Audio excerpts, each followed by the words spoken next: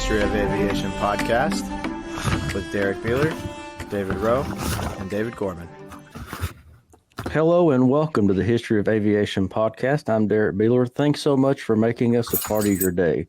In this episode 20 of the History of Aviation podcast, our aircraft today is the Cessna 172. Aviation enthusiast, plane spotter, graphic designer, Mr. David Rowe. How are you, David? I'm doing very well. Busy week here. We've got the NHRA coming to town, and so I've got a lot of work ahead of me to get through. Did have a good weekend last weekend. The Commemorative Air Force paid a stop to my local airport. So I had a B-29, a B-24, P-51, T-6, Stearman biplane. I have got hours of video that I am combing through right now. As a matter of fact, the arrival day video, I did a supercut that's 45 minutes long. Oh, nice. So I'll check that out. that's one day out of 3 days. So I got lots to come. So anyway, Nice. well, so anyway, good time for me and ready to go. Very good. Aviation enthusiast, plane spotter, science teacher, Mr. Dave Gorman. How's it going, Dave? Good to see you. I'm there we go. My dog has decided to come in close to say hi. He may or may not be on the screen here in a moment. But it's good seeing everybody. I missed the bombers that Dave got to see. Two of them up in upper East Tennessee this week, unfortunately, but did get to see some Harriers this week and saw a rather strange C-130 fly over today that was gray and white, it looked like. So unusual. Got to find out a little bit more about that. I'm sure there's a lot of discussion going on. Spent some time with Bruce Kawakami, spotting those Harriers and Cameron Leha and some other guys out at the airport here in Knoxville. So that was cool. Going to go over to the Smyrna Air Show this weekend, looks like. So looking forward to first big show. Other than the Louisville flyover that we had a month or so ago, 2 months ago, this will be a pretty good one with some great aircraft. Looking forward to that. It's good to see everybody. Good deal. Good deal for sure. And this aircraft we got today is pretty much another legend. Well, we're talking about some legends lately, and this one I did not realize that more of this plane were built than any other plane ever. I agree.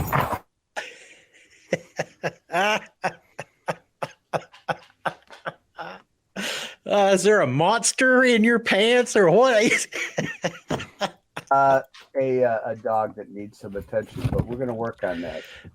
This dog has never been up in a 172, but I have. Never seen a grown man naked?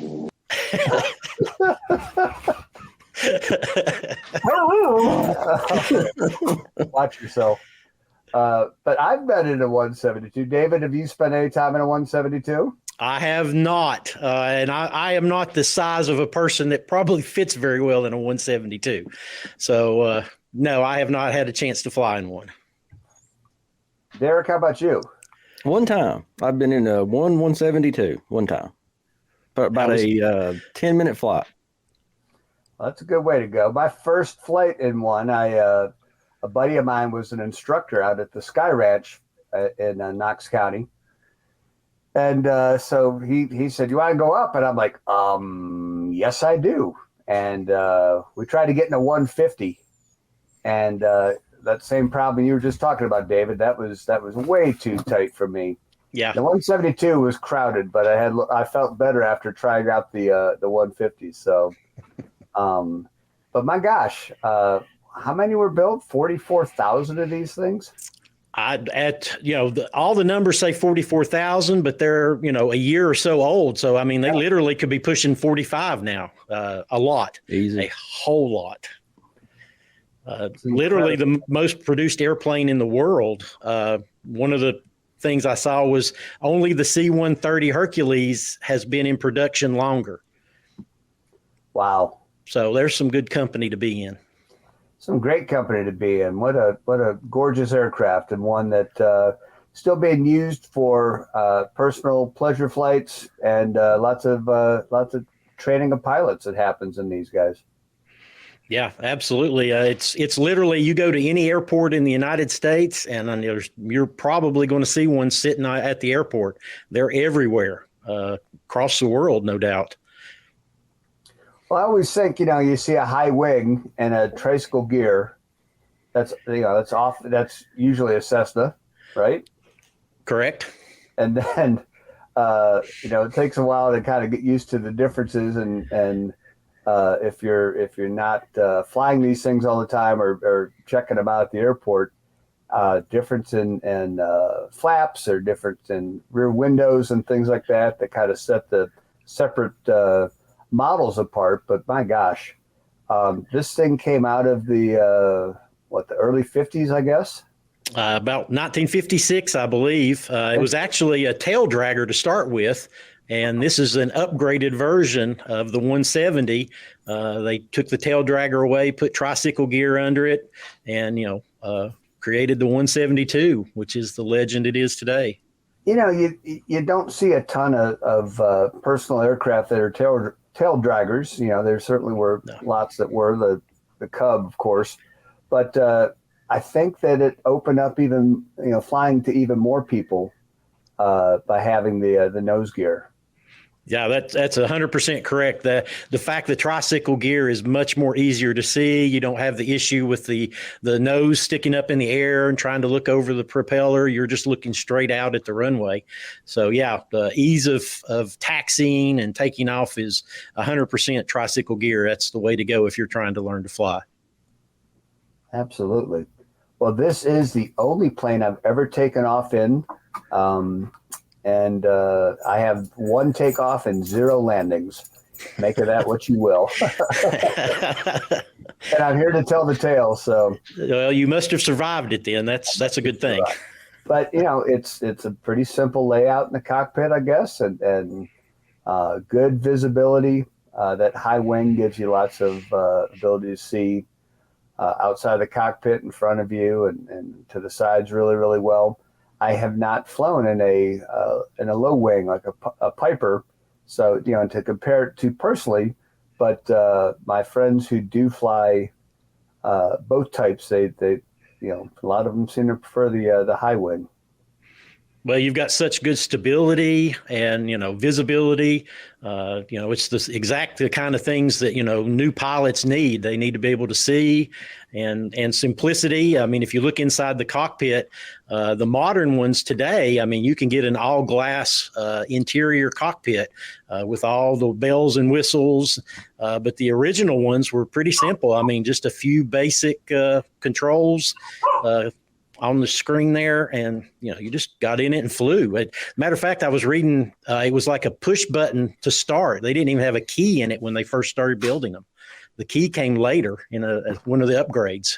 We were talking a little bit before we came on about a guy named Matthias Rust, who was a German youth who had like less than 50 hours of flight time, and back in 1987 he flew from Finland to the Red Square, risking certain annihilation, and somehow the Soviet air defenses, the vaulted Soviet air defenses, did not take him out. He was very, very fortunate. But I thought, but this is a pretty simple plane. If with all that going on, this guy, made that flight and landed successfully. So.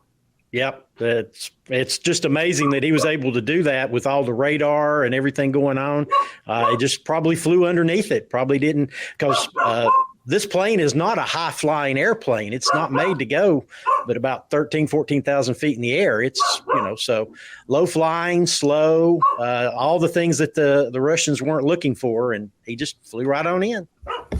That's for sure. You were talking about the different versions of it. One of the things I didn't realize is the original Cessnas did not have rear windows. You were talking about those upgrades. It was like a fastback. It had a solid back from the wing to the tail. And they created an omnivision window is what they called it. So it had a glass window in the back. They cut down the fuselage a little bit for that, and had to add a little fin for stability reasons. But, that's a good way to tell an old Cessna versus a new. If it's got no windows, it's a 50s or a 60s model. If it's got a window, then it's a 70s or 80s or newer version. Another thing that going about the interesting names on this, did you ever hear of the Cessna called the Lando-Matic? The Lando-Matic.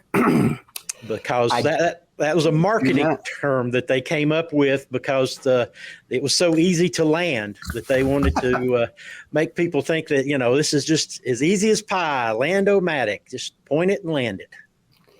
Well, I can tell you that from my one experience where I might have had the chance to do that, it was not a Lando-Matic. Was it a little bouncy? Oh, I didn't. I was telling Derrick I got to about 600 feet in altitude coming in, lined up at Corbin, Kentucky, and I'm like, you got this. And I just handed it right back to the certified flight instructor he was fine. Yeah. He didn't say, oh, come on, you can do it. I'm like, no, you got this. And he's like, all right, no worries. No Lando-Matic there. No Dave-O-Matic, that's for sure. Yeah. Well, like everything, it takes practice to land it automatically. So takes some practice. Yep. Yes, it does. Well, and that's it's a very comfortable flying plane though.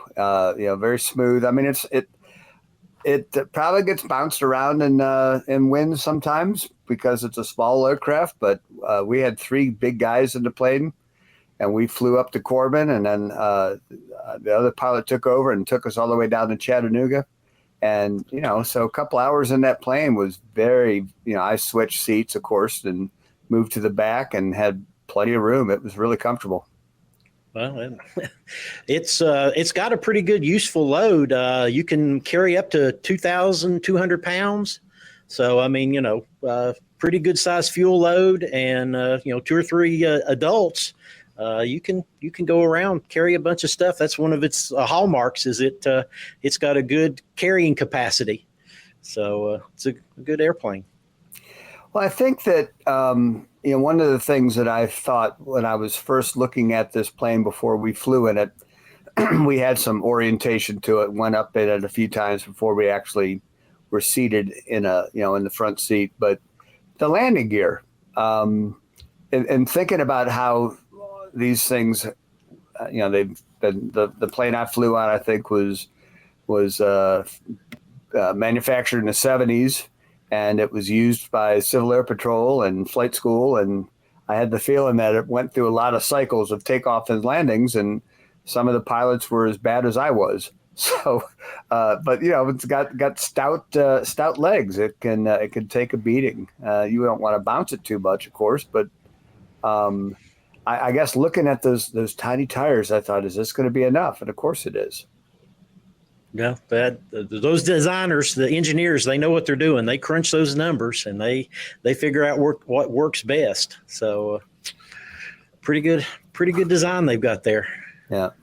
And this aircraft too is something that I don't know if a lot of people know this or not, but David, this plane has set a world record that I believe still stands today.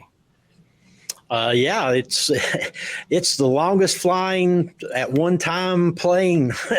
It flew for 64 days, 22 hours, 19 minutes, and 5 seconds in Nevada at McCarran Airfield in Las Vegas. Basically, they took off and circled for 64 days. 2 guys, John Cook and Robert Tim. It was a brand new Cessna 172. And 1958 was the year, so it was a great marketing tool. And they actually, the whole purpose of the flight was to raise funds for the Damon Runyon Cancer Fund. So it was a fundraiser. And so they circled around, and there are some pretty interesting pictures that I've seen of the plane flying about 15, 20 feet above the ground with a guy in the back of a pickup truck with a hose going in the side window or door of the aircraft. And that's how they refueled it. So they must have just ran down the airport runway, fueled it up for a minute or two, pulled the hose out, circled around, and done it again. 64 days, that's a long time to sit in an airplane doing circles. Well, I understand that the backside of the right fuselage was yellow by the time they landed. Is that correct? The pictures I were looking at were black and white, so okay. I can't tell you what color it was. But I'm sure they found some modifications to be able to sleep and eat and all the other processes that you might need up there for that length of time. But Cessna had to be thrilled with that type of effort. Like you said, a great marketing thing to say, look at this plane, brand new plane, flew 64 days without landing. All whatever type of fluids it needed, they were able to adjust and change and add in midair, which is fantastic. So thinking about ease and simplicity of flight, ease and simplicity of maintenance, man, it's crazy. And this particular aircraft had the Hacienda Hotel, correct? Yes. Were they sponsoring the flight, or? I must have been. I don't know the full story there on how they got their name on it, but there is a picture of it hanging in an airport lobby with that big hacienda on the side of it. So obviously it was a promotional of some sort. But again, it was for a cancer fund. So, ultimately the money went to a good cause. Exactly. What are some other modifications that were done? Other options that you could, get? I've seen pictures of these on floats. Correct. There were floats. It's all metal. The airplane's steel, all metal. It's not composite. It's got wood, or it's not got fabric. It's an all metal airplane. They obviously have upgraded engine. Started out with a Continental 0300, and the Lycoming IO 360 is what they use now, and it's been upgraded a couple of times. I was looking at some of the cockpit photos, and they have those old steam round gauges, and then they went to the 80s. They had some different, more modern stuff that was apparently not very good, but it was just that continual evolution. And the ones you buy today are with Gorman, full color, just modern and big, just beautiful to look at. So, it's a simple design. There's not a lot of, manufacturing changes other than, like I was saying earlier, that OmniView window in the back. Speaking of landing gear, they did change the landing gear materials at some point. I remember reading that, but I don't remember the specifics of it. So little sub changes like that, nothing major to change it. Oh, something else that I read. They changed the mounting points for the engine. They reduced the size of the landing gear in the back by 3 inches and raised it in the front by 3 inches to keep prop clearance. And that was for better handling on off. So little things like that to improve the flight characteristics. So again, just over time, they learned characteristics, like you say, improvements, reports back from pilots. Mm-hmm. You build 44,000 of them, you learn a thing or two about efficiency and best practices and all that kind of stuff. So if you were to look at a 1956 Cessna and compare it to a 2017 or 2018 Cessna, you could definitely see the lines and the design, how much they have in common. But you're right, there's a lot of upgrades and just modernization that, of course, cars from 1956 don't look like brand new cars nowadays either. But boy, they really created a winner when they designed this plane. Yeah, no doubt. I was going to say in 1960 you could buy the Cessna 172 for about $9,000 or $10,000. By 1962, it was up to about 30,000. Today, to buy a new Cessna, it's about $400,000. Ooh. Yeah. So they have definitely gone up, but compared to some of the other aircraft out there, that's not a terrible price to have to pay. I was looking on Trade a Plane, and they have models from the 60s, 70s, 80s, 90s. They ranged from 50,000 on the low end to 300,000 on the high end. So there's a lot out there to choose from if if you're looking for a plane. With 44,000 built, there's several available if you're interested. Yeah. We'll start a telethon ourselves to raise money to get one. How about? Yeah, that'd be a long telethon, I'm afraid. Yeah, it would. Something you were talking about improvements. Did you know that the Cessna had retractable landing gear at one point? I knew the 182 did. But from 1981 to 85, they had an option for retractable landing gear, but that didn't last. And that coincided with Cessna's production halt, which I don't know if anybody is familiar with it, but in about 1986, Cessna stopped building single-engine aircraft for 10 years. Due to some issues with insurance and liability. And I don't know the full story there, but they just basically said, we're not building any more single engine aircraft. And so there's a 10-year gap in Cessna 172 production. So you can buy it, get one up till 86, and then about 96 or 97, they started building them again. And at that point, that's where a lot of those upgrades had happened. Because in that 10 years' time, technology changed so much. Goodness. Yeah, that's pretty amazing to let legal issues stop an entire industry for years.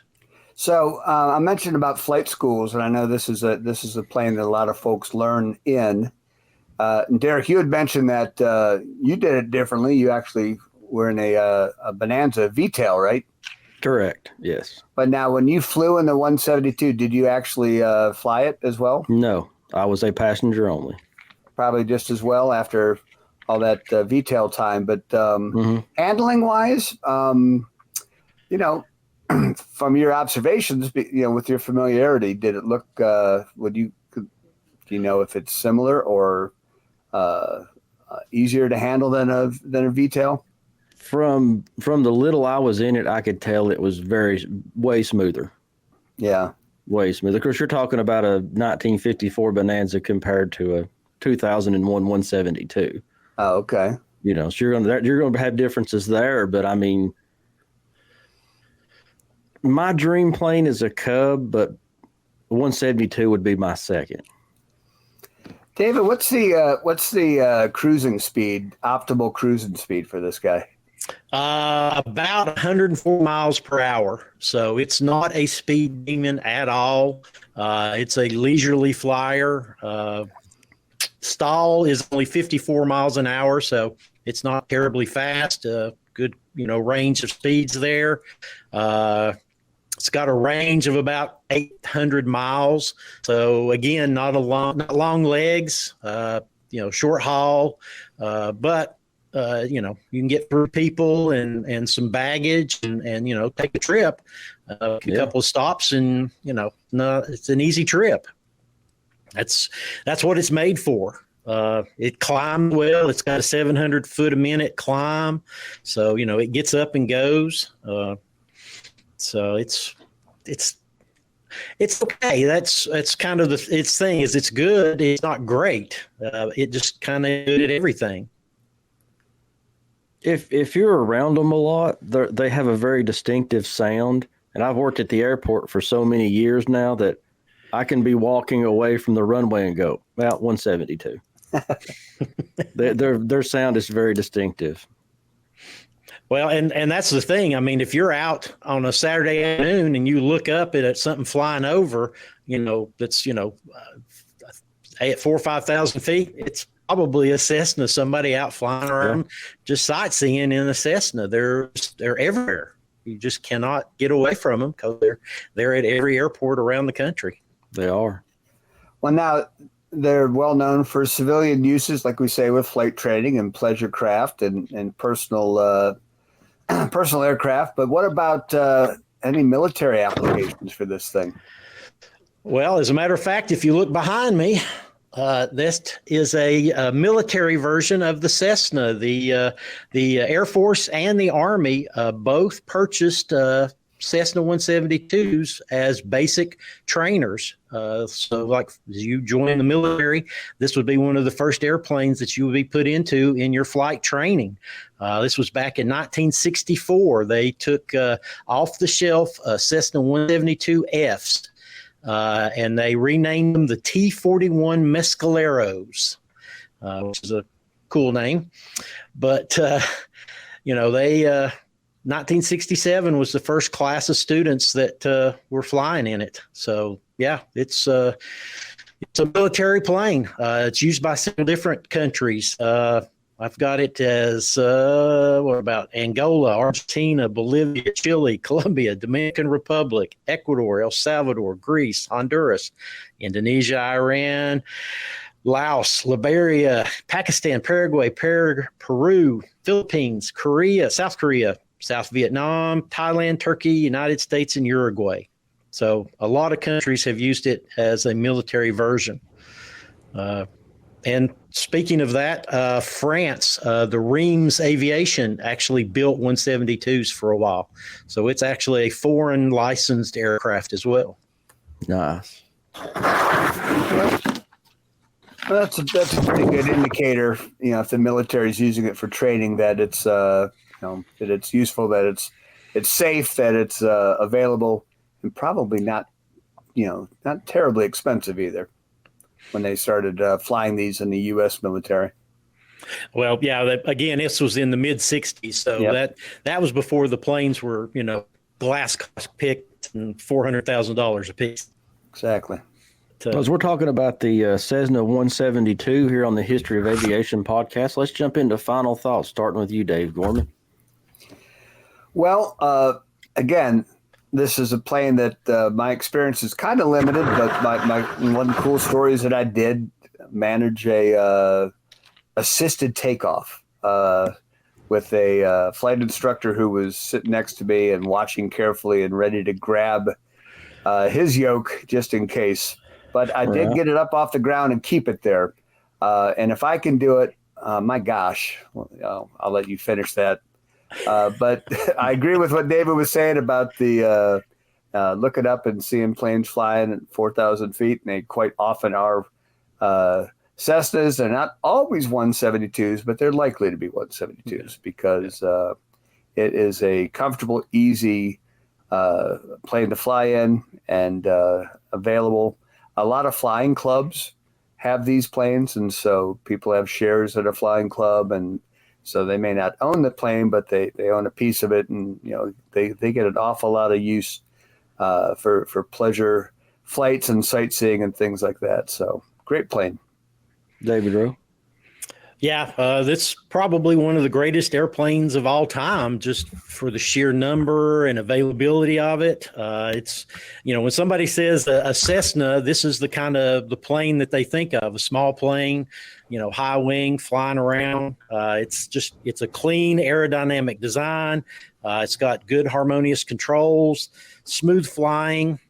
These are all the things that a new pilot wants in an aircraft. So that's why it's used at so many flying clubs. One of the interesting things I read was it's the most elegant compromise in the history of aviation, because without being best in any category, its design satisfies a wide variety of customers' needs. So, it's good all around. It's not great at any one thing. It's just solid good all around.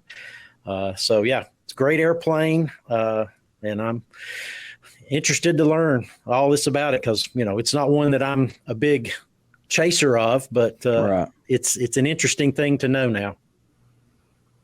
Very much so. Absolutely. Very, very much so. And as we're talking about social media, what's your social media sites, David Rowe? Aerophile.com, AEROWEPHILE.com, website, Facebook, Instagram. Come check me out. I've got videos on YouTube under Aerophile, and I've got lots of videos to come. That CAF visit has really filled up my queue, so I'm going to be busy pumping out some videos here in the next week or two, so come check me out. Definitely be on the lookout for that for sure. Dave Gorman, social media. Yeah, so I've got an Instagram at _ it's Dave Gorman, and then my video, my YouTube channel is called Gormania, so at Gormania Videos. So got airplanes and music and other things of interest, but poke around, check it out, see what's up. Definitely, for sure. And for our social media, gosh, we're everywhere. Look at that. Facebook, What do you need, right? Instagram, Twitter, all That listed too. down below. Our website is listed right. Well, please join us. Definitely. And I know you're telling us got some merch coming up.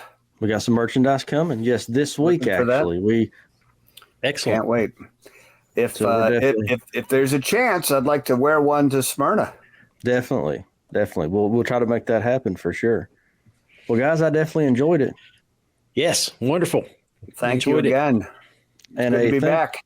And thank you guys both for another great discussion here on the History of Aviation podcast. And to our listeners, thank you so much.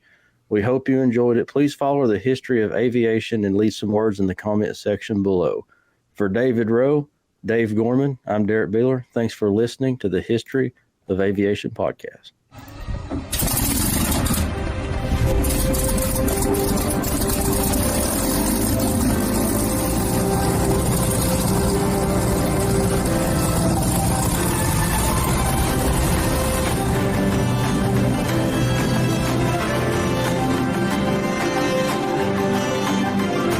This is Joe Morse. You are listening to the History of Aviation podcast with Derrick Beeler, David Rowe, and David Gorman.